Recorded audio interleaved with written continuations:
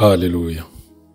Gloire te soit rendue, Seigneur notre Dieu, notre Père, pour le souffle de vie que tu renouvelles en chacun de nous ce matin. Gloire te soit rendue, Dieu fidèle, de ce que tu as promis hier, tu l'as encore manifesté ce matin. Nous te sommes infiniment reconnaissants de ce que tu nous permets de jouir de ta parole pour pouvoir marcher sans incident ni accident. Car ta parole est notre lumière et notre lampe sur le chemin de notre vie.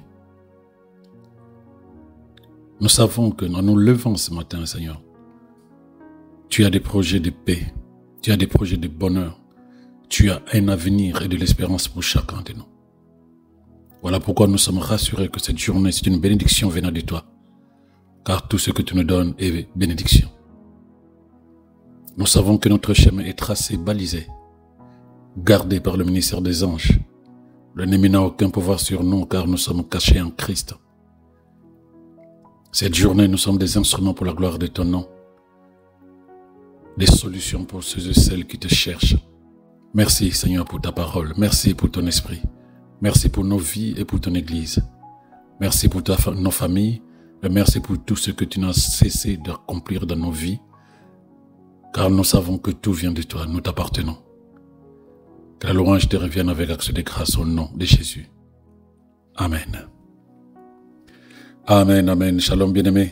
Alors, à la suite de la méditation sur les limites, donc la méditation d'hier, donc la méditation sur les limites que nous générons dans notre esprit, j'ai eu plusieurs retours de personnes qui ont rendu vraiment grâce à Dieu pour le message de libération que cette méditation matinale leur a apporté.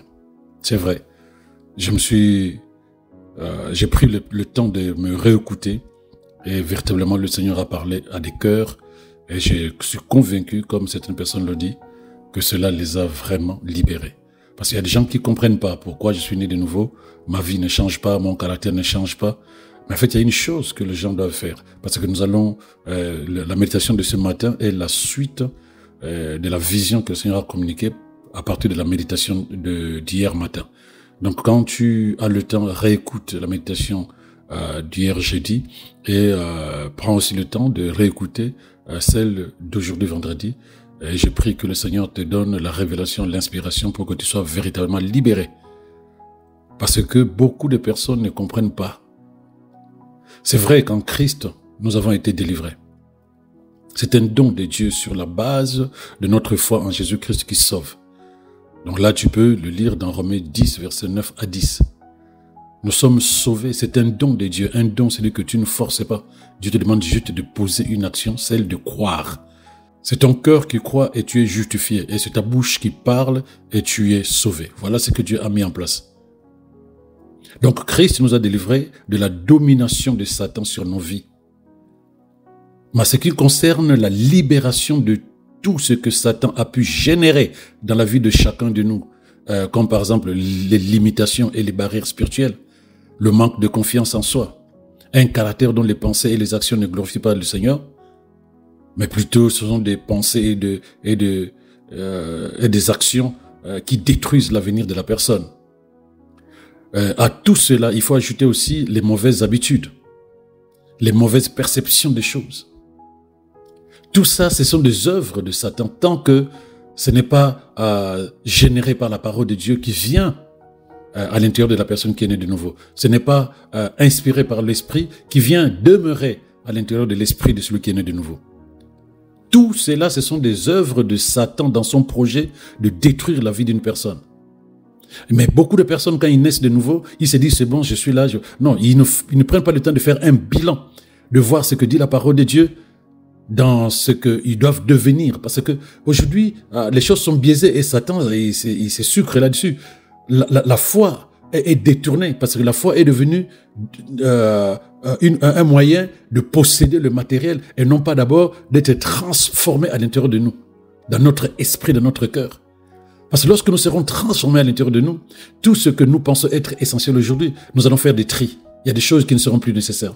Malheureusement, sans transformation intérieure, Nous continuerons à penser que nous manquons. Nous continuerons à penser qu'il y a des choses qui sont essentielles pour nous. Il y a des comportements, il y a des choses que nous devons faire parce que c'est comme ça, nous sentons le manque à l'intérieur de nous. Mais c'est normal parce que l'esprit n'est pas encore renouvelé. Et donc à ce moment-là, les pensées, la manière de fonctionner, c'est encore la chair qui opère. C'est encore la chair qui opère, bien-aimé. Malheureusement, ces œuvres sataniques sont bien là. Regarde le caractère de quelqu'un qui est né de nouveau depuis longtemps. Regarde le comportement de quelqu'un qui est né de nouveau depuis 10 ans, 15 ans. Les œuvres de Satan sont toujours là. Les gens disent, je travaille, pasteur. Je suis en train de me battre par rapport à ça. Mais si tu te bats, c'est que tu ne comprends pas que Jésus s'est battu, a combattu pour toi, pour que toi tu sois libre. Mais si tu n'es pas encore libre, c'est que véritablement, il y a un souci. Tu n'as pas besoin de te battre pour enlever un caractère. Tu as besoin de laisser ton esprit être renouvelé par la parole de Dieu. S'il y a un combat, c'est la discipline que tu dois te donner pour nourrir ton esprit de la parole de Dieu. Pas en train de te battre contre les esprits mauvais. Ils ont été mis sous tes pieds, bien-aimé. Accepte cela et fais ce qu'il te faut. La délivrance, tu l'as en Jésus. La libération, tu dois participer au travers ta relation avec l'esprit et la parole de Dieu. Parce que les œuvres de Satan sont encore là, bien cachées dans la vie de beaucoup de chrétiens. Comment tu le sauras? Mais regarde leur fonctionnement. Regarde le fonctionnement de la personne. Regarde la manière de penser de la personne. Regarde le comportement de la personne. Regarde les actions cachées ou même non cachées de la personne. Là, tu découvres effectivement que non, les œuvres de Satan sont toujours là, alors que la personne a été délivrée. Et oui. Jacques 1, verset 21, il dit ceci. Jacques 1, verset 21. Débarrassez-vous donc ça, c'est une action que nous devons poser. Débarrassez-vous donc de tout ce qui salit et de tout ce qui reste en vous de méchanceté. Ce qui reste en vous de méchanceté, après que vous soyez délivrés, ben c'est à vous de vous en débarrasser. C'est à nous de nous en débarrasser. C'est le conseil que l'Esprit nous donne dans Jacques 1, verset 21. Les choses ne changent pas si tu ne participes pas à leur changement. Ta vie ne change pas si tu ne participes pas à son changement, bien-aimé. Débarrassez-vous donc de tout ce qui salit et de tout ce qui reste en vous de méchanceté. Comment? Il faut accueillir dans un esprit humble et docile. Un esprit humble et docile signifie que tu acceptes que de toi-même tu t'en sortiras pas. Tu acceptes que tu ne peux pas faire tomber les montagnes, les forteresses à l'intérieur de toi par ta force, par tes intentions, par tes décisions humaines. Non, il dit accueille dans un esprit d'humilité et de soumission la parole implantée en vous, car elle a le pouvoir de vous conduire au salut. Le salut est total lorsque tu arrives à contrôler tes pensées, lorsque tu arrives à ne plus te sentir limité, bloqué, lorsque tu arrives à poser des actions et des habitudes qui glorifient Dieu. Là, tu as le salut total. Et il dit, c'est la parole qui est implantée en nous, que nous devons accueillir avec humilité.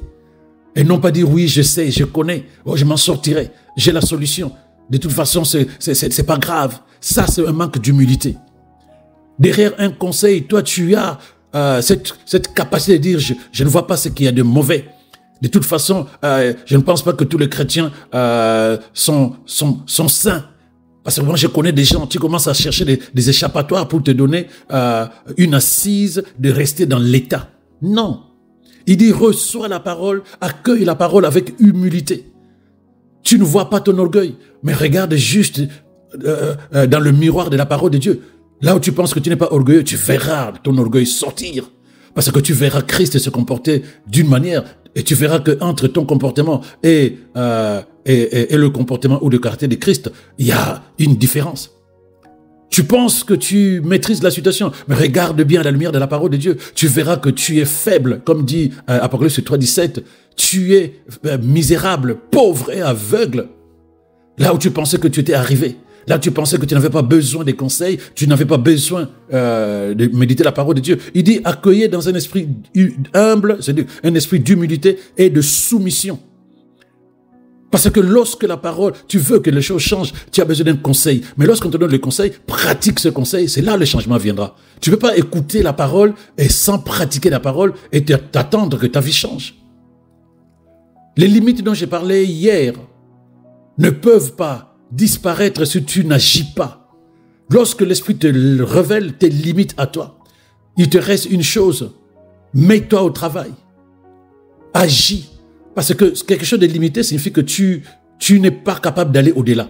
Mais décide d'aller au-delà et tu verras ta libération par rapport aux limites. C'est ça la puissance qu'il y a dans la parole de Dieu. Donc les choses que j'ai citées, bien-aimés, et bien d'autres évidemment, ne partent pas parce que tu es né de nouveau. Il faut que tu les saches.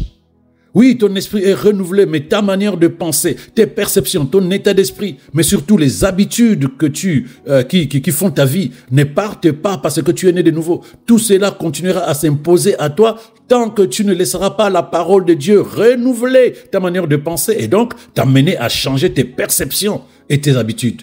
C'est ce que tu dois prendre en compte. Voilà pourquoi pendant longtemps tu t'es battu par rapport à un caractère, une manière de penser. Tu ne peux pas régler ça. C'est un problème spirituel qui se règle que de manière spirituelle. Je ne te demande pas d'aller voir ton pasteur pour qu'il t'impose les mains que tu sois délivré. Non, je te demande plutôt de te laisser renouveler par la parole de Dieu que tu vas accueillir à l'intérieur de toi avec soumission, avec humilité. C'est elle seule qui peut te libérer de ces choses-là. Bien, mais écoute-moi très bien. Les limites se manifestent quand tu as peur. Les mauvaises habitudes, beaucoup de gens ne le savent pas, sont aussi le fruit de la peur, le fruit de l'angoisse, de l'anxiété, le fruit du manque de confiance. On va en parler, bien-aimé. Il faut juste savoir, bien-aimé, que sur le chemin de la vie, nous avons développé des habitudes, bonnes ou mauvaises, qui font notre fonctionnement de tous les jours. Tu te lèves le matin jusqu'au soir. Et quand tu regardes le 7 jours de la semaine, tu verras qu'en grande partie, tu as fonctionné de manière robotique. Comme un robot. Tu sais ce qu'il faut faire, comment il faut le faire. C'est devenu machinal, de manière inconsciente. Tu te lèves le matin, tu te retrouves sous la douche en train de te brosser les dents. Est-ce que tu as planifié que demain matin je vais brosser les dents? Non, c'est devenu naturel, machinal. Mais n'oublie pas une chose, c'est ce qui est plus important. Toutes les habitudes que tu as actuellement, bonnes ou mauvaises, sont dans ta vie pour une raison. Toutes les habitudes que tu as aujourd'hui, que ce soit de bonnes habitudes ou de mauvaises habitudes, ces habitudes sont dans ta vie pour une raison. De toute façon, d'une certaine manière, tous les comportements que nous décidons d'adopter nous procurent un avantage. Je vais calmement pour que tu arrives à comprendre. Tous les comportements que nous développons nous procurent d'une manière ou d'une autre un avantage, même si les habitudes que tu développes sont mauvaises. Mais tant que tu estimes que ça t'apporte un bénéfice, tu vas les garder, quels que soient les conseils. Donc il y a une raison qui nous amène à développer un comportement. Il y a une raison qui nous amène à développer une habitude. Parce que nous estimons que nous puisons derrière un plaisir, un bénéfice si tu veux, un bénéfice. Lorsque tu amènes la sœur ou le frère à faire un bilan, il va réaliser finalement que non, il y avait un bénéfice derrière cette mauvaise relation. Il y avait un bénéfice derrière ce mauvais comportement. Il y a un bénéfice derrière cette mauvaise habitude. Mais toi qui le regardes, tu ne vois qu'une mauvaise habitude. Même elle-même, la personne a oublié que j'ai développé cette habitude derrière quelque chose que je cherchais. Parce que l'habitude, c'est des actions que je répète plusieurs fois. C'est des actions que je répète plusieurs fois. Mais si je répète des actions mauvaises plusieurs fois, c'est que je trouve mon intérêt. C'est que je trouve mon intérêt. Si je dois développer ou générer des habitudes mauvaises plusieurs fois de suite, c'est que la personne trouve son intérêt, bien aimé.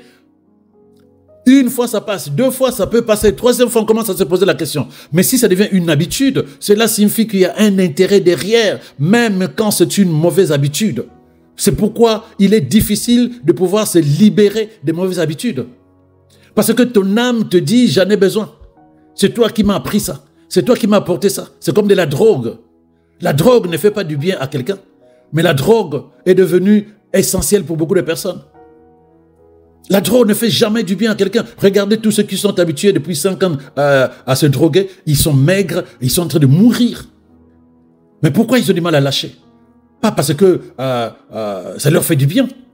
C'est devenu une prison. Et tout en eux revendique la drogue, même quand ça leur fait du mal. Quelqu'un qui est dans les achats compulsifs. C'est des dépenses à n'a pas en finir. Il n'y a même pas 2-3 jours, je suivais un documentaire sur une de jeunes dames qui ne peut plus se passer des achats sur les réseaux sociaux. Et il y a d'autres qui se font suivre, comme on dit, vont voir des psys. Parce qu'ils ont hypothéqué tout ce qu'ils avaient comme bien. Et donc il y a une dame qui a même vendu son appartement. Parce qu'elle n'était plus capable de tenir. Il faut qu'elle achète. Mauvaise habitude qui est en train de détruire une vie. Mais pourquoi il ne change pas? On va dire c'est spirituel, mais tout est spirituel, bien aimé. On va dire que c'est devenu une dépendance, mais c'est normal que ça devienne une dépendance, puisque après une action, ça devient une habitude. Après une habitude, ça devient une dépendance, une addiction. Donc ça ne fait que s'empirer, si tu veux. Mais quel est l'intérêt? L'intérêt, c'est, comme je disais, c'est le désir de se faire valoir. Je n'ai pas confiance en moi. J'ai besoin d'exister. Il faut que les gens me voient bien m'habiller. Il faut que les gens me voient up to date, comme on dit. C'est-à-dire que je suis à jour. Je suis à la mode. Pareil aussi pour le fait de passer, par exemple, du temps au téléphone avec des amis. Tu as besoin d'être considéré. Tu as besoin d'être reconnu. Tu as besoin qu'on te prenne en compte. Même quand il n'y a pas grand-chose à faire, j'appelle un tel, alors que c'est un temps de méditation, un temps de révision, mais tu as besoin de passer du temps au téléphone, que les gens sachent que tu existes. Il y a un bénéfice derrière. Ah oui, on a passé du beau temps. Ah, merci en tout cas de m'avoir appelé. Ça te fait du bien. Pareil aussi, grignoter, c'est quoi? Grignoter tout le temps. Tu es stressé, tu es angoissé, tu n'es pas bien dans ta peau, comme on dit. Et tu commences à grignoter. C'est-à-dire que tu veux exister derrière la nourriture. Tu veux exister parce que le monde semble être déconnecté de toi. Tu es inquiet, rien ne va, il y a instabilité à l'intérieur de toi. Et la nourriture ou le sexe, ce sont des solutions pour beaucoup de personnes pour exister. Donc derrière, il y a toujours un bénéfice. Voilà pourquoi on va générer des habitudes. Malheureusement, toutes les habitudes ne sont pas bonnes. Toutes les habitudes ne sont pas bonnes. En fait, il faut que je te précise, les gens ne naissent pas avec des habitudes. La raison pour laquelle on les appelle habitudes, c'est parce que ce sont des choses que tu fais de manière répétée dans des circonstances identiques. Donc tu répètes la même chose dans des circonstances identiques. Il y a celui qui a peur avant un entretien qui sort d'abord à le fumer.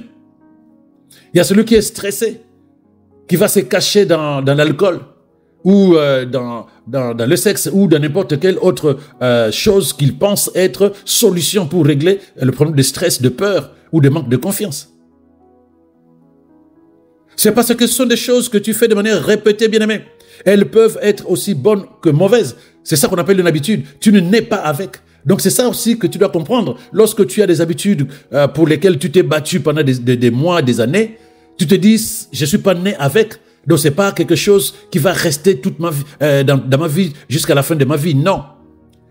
C'est arrivé progressivement. Tu peux aussi travailler de la même manière pour arriver à le remplacer. Si tu fais un bilan de tes journées, bien-aimé, tu vas réaliser qu'il y a des actions que tu poses de manière naturelle, qui sont en fait des habitudes que tu as développées au fil du temps. Que fais-tu quand tu te lèves? Je l'ai dit tout à l'heure. Quand tu te lèves le matin, quand tu te lèves de ton lit, qu'est-ce que tu fais? Regarde bien et tu verras que c'est devenu presque machinal.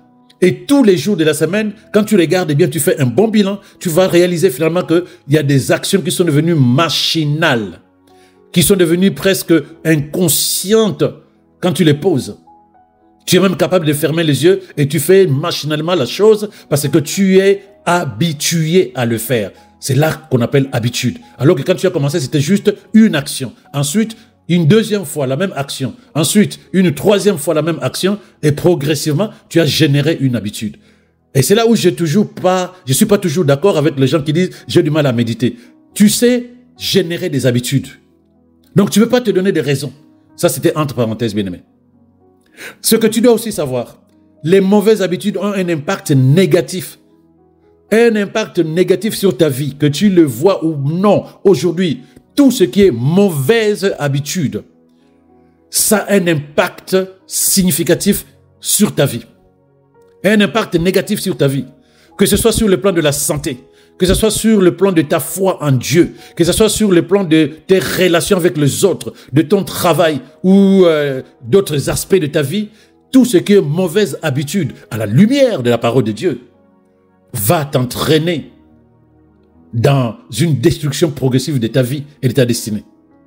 Elles peuvent entraîner une baisse de productivité. La personne qui prend l'habitude de boire, quand il rentre du travail, il va boire avec des potes. Il dort sous. Il se réveille dans quel état? Et il va au travail dans quel état? Sera-t-il capable de pouvoir faire son travail comme il se doit? La personne qui a pris l'habitude de dormir tard parce qu'il passe son temps sur les réseaux sociaux, il va à l'église demain. Il sera dans quel état pour écouter la parole de Dieu? Il y a plusieurs, je peux te donner plusieurs exemples. Il y a d'autres problèmes qui peuvent être générés lorsque tu développes de mauvaises habitudes. Lorsque les mauvaises habitudes se sont développées au-dedans de toi, tu dois comprendre que tu es en danger. Parce qu'il n'y a aucune mauvaise habitude qui va t'apporter le bonheur. Aucune. Voilà pourquoi on appelle ça mauvaise habitude. Pas seulement parce que tu achètes, pas parce que tu passes ton temps au téléphone. Les mauvaises habitudes, c'est la manière de penser d'abord. Voilà pourquoi c'est dangereux. Parce que la Bible nous dit dans Proverbe 4, verset 23, qu'il faut que nous fassions attention à ce que nous pensons à l'intérieur de nous, car notre vie en dépend. Quand tu penses, ça se manifeste par l'habitude. Parce que tu penses et tu agis. Et quand tu agis plusieurs fois de la même manière, tu génères une habitude. Et quand tu génères une habitude, tu deviens prisonnier. C'est toi qui décides sur l'habitude, mais après, c'est l'habitude qui te colonise, qui te domine. N'oublie pas cela. Toi, tu décides de développer une habitude, mais finalement, tu seras prisonnier de l'habitude en question. C'est là où on parle d'addiction, c'est là où on parle de dépendance. Tu décides de poser des actions de manière répétitive parce que tu trouves un petit plaisir. Non, un bénéfice derrière, même quand c'est pas bon. Sinon, les gens ne fumeront pas, alors que sur le paquet de cigarettes, c'est bien écrit « fumer tue ». C'est bien écrit, mais ils ne lâchent pas. Il y a des habitudes que tu as développées toi-même. Tu sais comment c'est arrivé dans ta vie. Si tu peux remonter le temps, tu verras qu'il y a des habitudes à l'intérieur de toi et à l'extérieur dans tes actions, des habitudes que tu as développées. Tu es capable de pouvoir voir comment c'est arrivé à l'intérieur de toi. C'est ça qui est plus important, comment cela est arrivé. Donc la question qu'on peut se poser, mais qu'est-ce qui génère en toi les mauvaises actions qui font naître les mauvaises habitudes? N'oublie pas que tes habitudes, tes actions ne sont que la manifestation de ce que tu penses à l'intérieur de toi, de ton état d'esprit, de ta manière de penser. Ça se manifeste par les actions que tu poses, par les paroles que tu proclames et par les habitudes que tu développes par la suite. Les mauvaises habitudes, bien aimés, comme les bonnes, vont t'apporter certains avantages. Tu ne peux pas faire la même chose X fois si ça ne t'apporte rien. Tu ne peux pas. Donc si tu fais la même chose X fois, c'est que derrière, tu estimes trouver un bénéfice, ou tu as trouvé un bénéfice, et donc du coup, tu te dis, ça m'intéresse que je me comporte comme ça m'intéresse que je fasse ça m'intéresse que je fonctionne de cette manière-là. C'est ça qui génère l'habitude. Sans ce bénéfice que nous croyons posséder derrière une action que nous avons posée, ça ne deviendra pas une habitude. Ça ne deviendra pas une habitude. Tu as trouvé un bénéfice, tu te dis, oh tiens, je vais répéter. Et ainsi de suite. C'est devenu ta manière de fonctionner. Mais étant donné que les mauvaises habitudes, bien-aimées, apportent certains avantages dans ta vie, et oui, il est très difficile de les supprimer. Il est très difficile de les éliminer si toi-même tu ne décides pas de dire ce n'est pas bon. J'ai toujours dit que si ça ne sent pas mauvais, il est difficile d'enlever quelque chose dans ton caractère.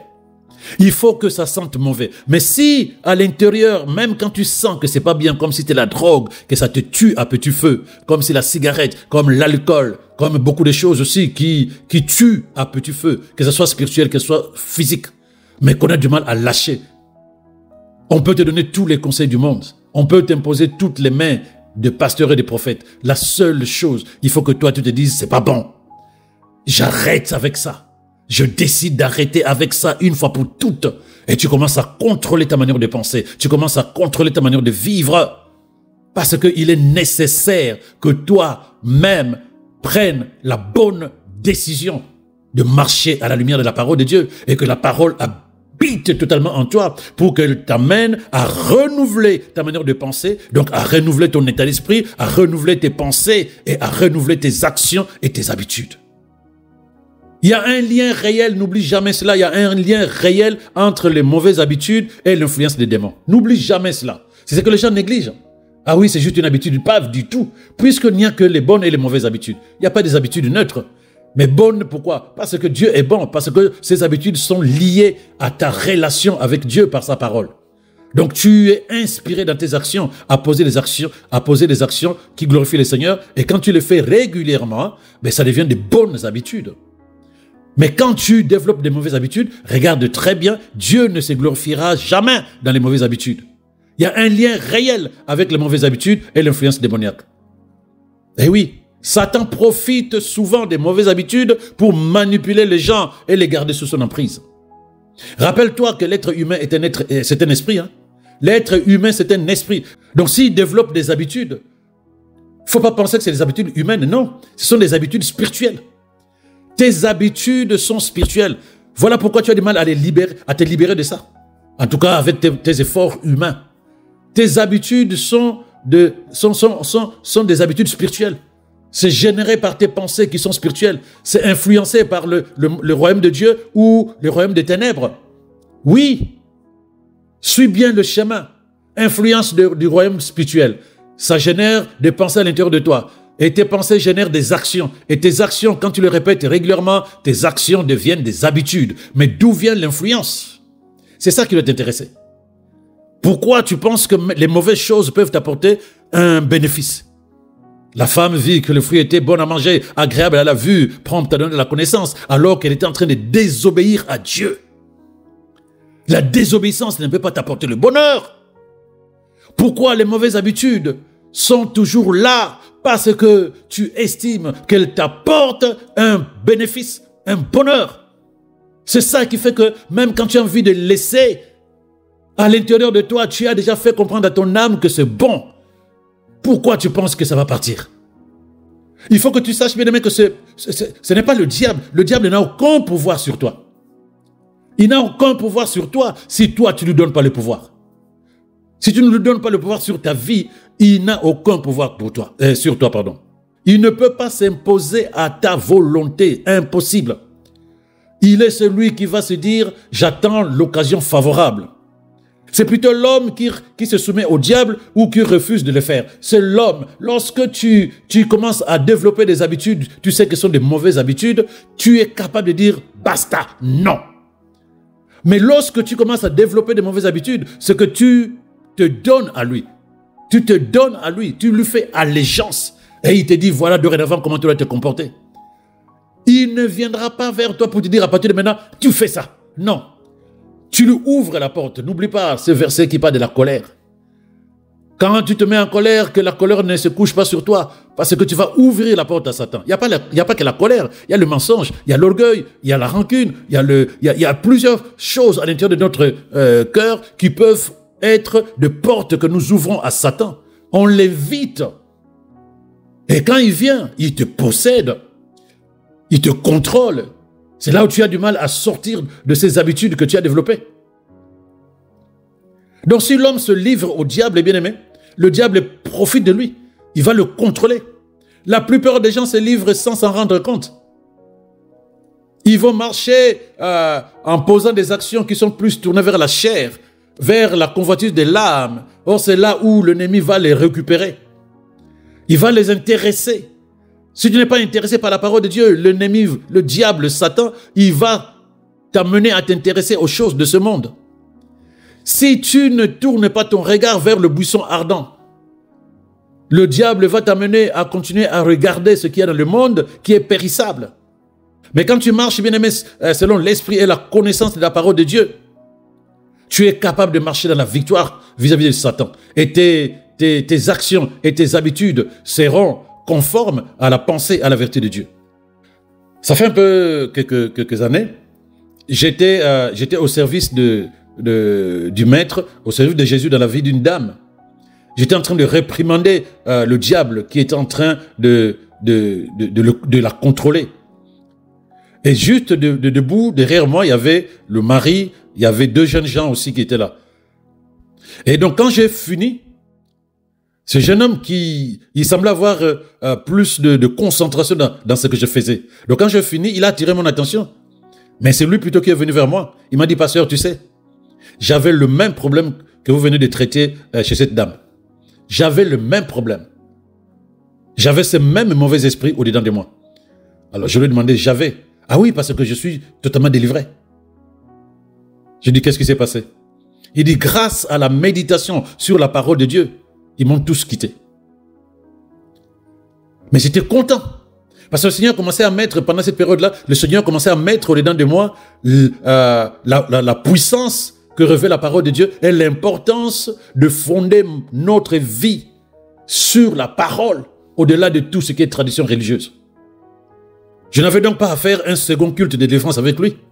Il a juste fait ce que tous les chrétiens nés de nouveau devraient faire. Se soumettre à la parole de Dieu, l'accepter en eux. Et l'esprit et la parole feraient le travail de le libérer, de le purifier de leurs pensées mauvaises et donc de changer leurs habitudes. Mais le chrétien, quand il vient à l'église, ce n'est plus la parole qui les intéresse, c'est la musique. Même quand ils écoutent le pasteur prêcher, c'est plutôt ce qui plaît à leur âme et non pas ce qui endommage les œuvres de Satan à l'intérieur d'eux. Et quand ils sortent là-bas, 2 minutes après, pose la question aux chrétiens, de quoi tu en as parlé? Il va te donner un résumé totalement tordu. Quel est le verset que tu as gardé? C'est compliqué encore. Parce qu'ils ne connaissent plus la parole de Dieu. Or, il n'y a que la parole qui libère. C'est ce que la Bible dit. C'est la puissance de la parole de Dieu en action qui libère. Lorsque cette parole s'incruste à l'intérieur de toi, tu l'accueilles avec humilité et soumission et obéissance. Elle a la faculté, la capacité, comme dit la Bible tout à l'heure, de te libérer. La libération ne vient que par la parole de Dieu. Et non pas parce que tu l'écoutes, non pas parce que tu la déclares, mais non parce que tu crois d'abord, parce que tu es conscient d'abord que dans le monde spirituel, la parole, c'est le seul moyen de pouvoir libérer ton esprit et ton cœur. Et quand tu es conscient de ça, tu agis en conséquence. Oui, tu crois. Oui, tu parles, tu proclames, tu déclares. Mais il faut aussi que tu agisses en conséquence. C'est parce que tu agis en conséquence que tu inverses les tendances dans le monde spirituel. Tant que tu n'agis pas, tu ne peux pas me dire et dire à Jésus, Seigneur, j'ai déclaré ta parole, je n'ai pas vu. Non, c'est parce que tu agis à la lumière de la parole que tu verras la parole devenir ta vie. On n'a vraiment pas besoin de services de délivrance pour chasser les démons chez les chrétiens. Il faut juste leur enseigner la parole et que cette parole devienne leur manière de fonctionner. Jésus, qu'est-ce qu'il a fait lorsqu'il a chassé Satan? Avec la parole. Le chrétien est supérieur à Satan. Bien-aimé, tu es supérieur à Satan. Tu es assis avec Christ bien au-dessus de la principauté et de la puissance du monde des ténèbres. Donc, si tu as été soumis à des attaques ou à une influence démoniaque, si tu as développé des mauvaises habitudes influencées par le monde des ténèbres, bien-aimé, médite consciemment la parole de Dieu et laisse-la influencer tes pensées et tes actions. Tu verras, tu seras libéré et tu vas développer de nouvelles et bonnes habitudes qui vont glorifier le Seigneur dans ta vie. C'est la solution finale. Tu t'es déjà battu contre ce caractère qui ne change toujours pas. Tu t'es déjà battu contre ces forteresses de colère, de mensonge, de manque de pardon, de manque d'amour. Tu t'es déjà battu contre ces forteresses d'orgueil. Ça n'a pas fonctionné. Maintenant, prends la parole de Dieu. Nourris-toi, sature tes pensées de la parole de Dieu. Pratique la vie de la parole. Sois conscient de chaque pensée que l'Esprit va te révéler, agis en conséquence. Et on en parle le jour qui suivront, lorsque tu vas témoigner que telle situation a disparu, que tel problème a disparu, que telle forteresse qui était là depuis 10 ans, 15 ans a disparu. Pourquoi? Parce que la parole, c'est la puissance de Dieu Tout-Puissant. Lorsque nous l'utilisons comme lui nous le montre, il n'y a pas de raison que cela ne nous change pas, ne nous libère pas, bien-aimés. Donc, pour changer une mauvaise habitude, reconnais d'abord que cette habitude n'est pas bonne à la lumière de la parole de Dieu par rapport à ce que Dieu veut que tu sois ou que tu fasses. Ensuite, prends la décision de l'arrêter. Prends la décision. Tu dois arriver à te dire, ça c'est pas bon, je vais arrêter ça et je l'arrête maintenant. Et c'est là où tu vas démarrer ce nouveau processus. Tu vas te contrôler de la même manière qu'une habitude se développe par la répétition d'une action plusieurs fois de suite, de manière répétitive. Ne te dis pas, tu as prié au nom de Jésus, j'arrête cette situation, j'arrête de fonctionner comme ça, et puis tu te dis, c'est fini, j'ai terminé. Non, maintenant c'est la pratique. Parce que l'habitude mauvaise, c'est derrière une pratique.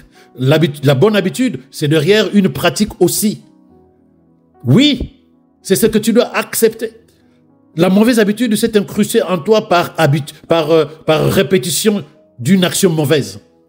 La bonne habitude ne fera pas les choses différemment. Il faut que tu pratiques une bonne action de manière répétitive. Que ce soit à l'intérieur de toi, que ce soit à l'extérieur. C'est le même processus. Voilà pourquoi Jacques 1, verset 21 nous dit « Débarrassez-vous donc de tout ce qui salit et de tout ce qui reste en vous de méchant. » Donc tout ce qui reste en toi de méchant après ta nouvelle naissance, le Seigneur te demande de t'en débarrasser. Il te dit « Mais Seigneur, comment je vais faire ?» Il te dit « Accueille dans ton esprit avec humilité et obéissance la parole implantée en toi, car c'est elle seule qui a le pouvoir de te conduire au salut, à la libération. » Ne sois pas malheureux parce que tu t'es battu. Aujourd'hui, tu as la révélation, tu as la parole.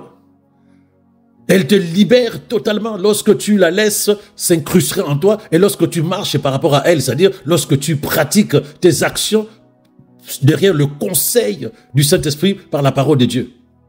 Tu auras confiance totalement en toi, tu feras des choses que tu avais peur de faire hier et tu verras que tu seras ce que Dieu dit que tu seras, un tueur de géants, un faiseur d'espoir, un instrument de Dieu pour sa gloire dans la vie des autres. La parole de Dieu nous a été donnée, bien-aimés, pour guider nos pensées, nos habitudes, notre caractère et finalement construire notre vie. Les habitudes mauvaises détruisent ta vie. Le caractère mauvais détruit ta vie.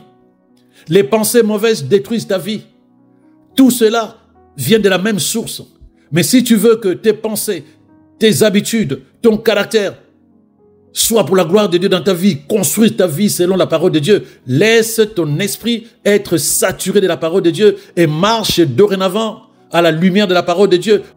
Voilà pourquoi Philippiens 4, verset 8 nous dit « Frères, que tout ce qui est de vrai, de noble, d'honorable, ce qui a une réelle valeur et qui est juste, pur et digne d'être aimé, c'est ça qui doit occuper tes pensées. » Mais où tu vas trouver ça? Dans la parole de Dieu. Dans la parole de Dieu, bien-aimé. Donc si tu veux changer une habitude mauvaise, trouve la raison pour laquelle cette habitude, tu veux la changer. Parce que derrière, c'est un piège satanique. Le petit bénéfice que tu trouves, c'est le fromage qui attire la souris vers le piège. Tu es capable de t'en débarrasser et trouver ton plaisir dans la loi de l'Éternel, comme dit la parole de Dieu. Trouver ton plaisir dans la parole de Dieu. Prends l'habitude d'étudier la parole de Dieu.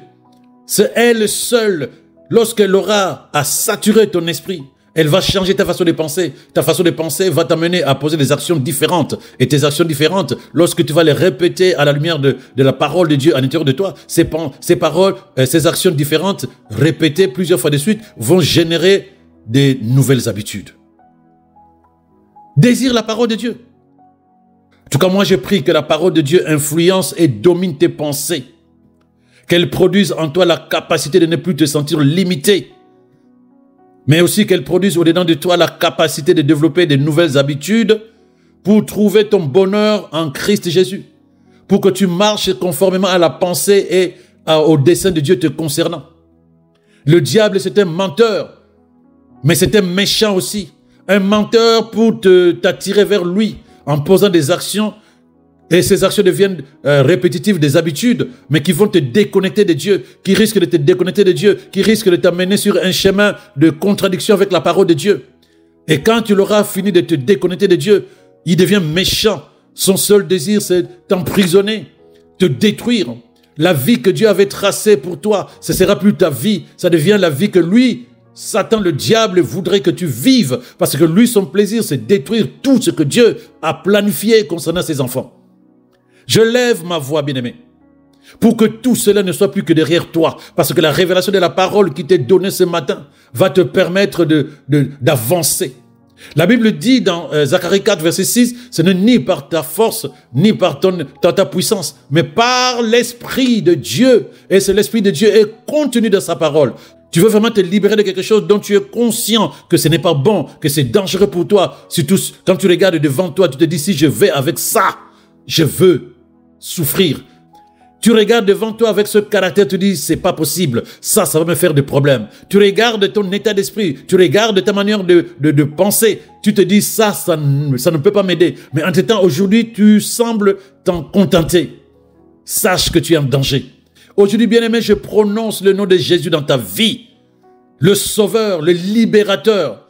Je déclare que le monde et ses forces négatives ne peuvent plus influencer tes pensées. Ta vie est le reflet de la beauté et de l'excellence du Christ, bien-aimé. Tout ce qui est de vrai, de noble, d'honorable, ce qui a une réelle valeur et qui est juste, pur et digne d'être aimé, aujourd'hui occupe tes pensées. Car Christ règne maintenant en ce moment que tu écoutes ma voix. Et là où Christ règne, il délivre, il libère. Et il libère comment? Par la parole puissante qu'il nous a léguée, bien-aimé.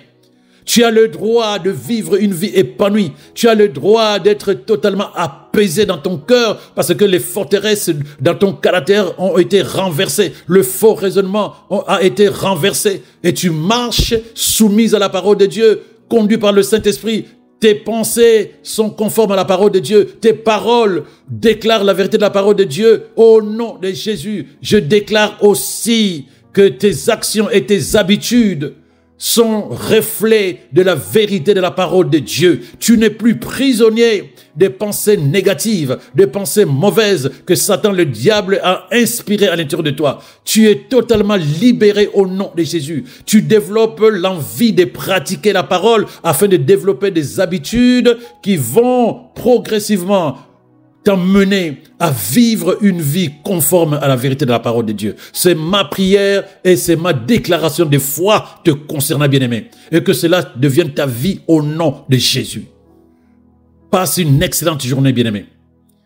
J'attends que le mois qui suivront, les jours qui suivront, que tu te lèves pour proclamer que tu as été libéré parce que tu as mis en pratique la parole de vérité à l'intérieur de toi. Parce que tu as changé ta manière de penser par la parole de Dieu que tu as laissée, que tu as accueillie à l'intérieur de toi avec humilité et obéissance. Excellente journée à toi. Shalom, shalom.